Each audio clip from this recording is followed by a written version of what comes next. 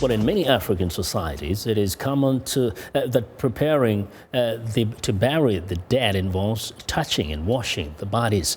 Now, health experts say burial rituals were responsible for thousands of Ebola infections. To stop the spread of Ebola, government and NGOs created burial teams made up of local volunteers. In Freetown, Sierra Leone, VOA's Jackson Mvunganyi visited the local Red Cross, which coordinated a burial team of about 800 volunteers.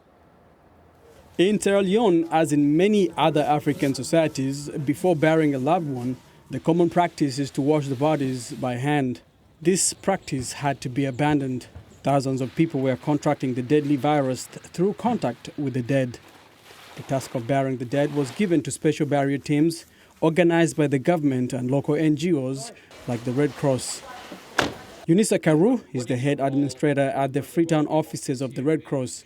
His organization coordinated a burial team consisting of volunteers whose job was to collect the bodies and perform safe, dignified burials. He says that the burial teams played a critical role in fighting new infections of Ebola. We don't just go and carry their loved one, we bury them. We go there, we counsel them, we talk to them, we sympathize with them.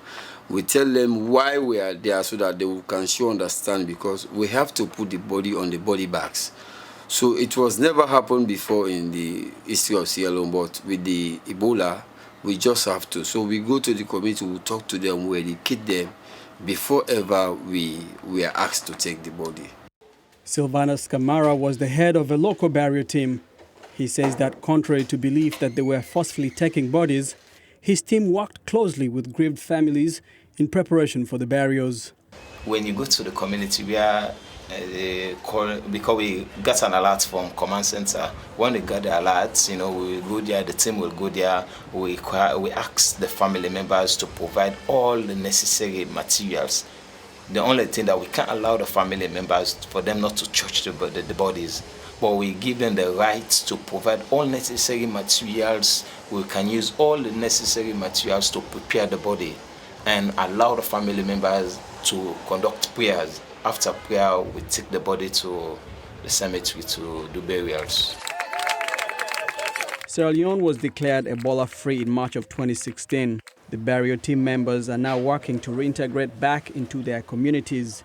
Silvanus Kamara says that many will require vocational training and psychosocial counseling. Because we have done with the Ebola, but the Red Cross have worked on today a project when UNDP have approved, when some of the workers that involved in the Ebola, some of them are on business education, while some are going to school, continue their education, while some are doing their career development, But there are other burial workers who continue with their work. These are the young men working at the King Tom Cemetery in the center of Freetown.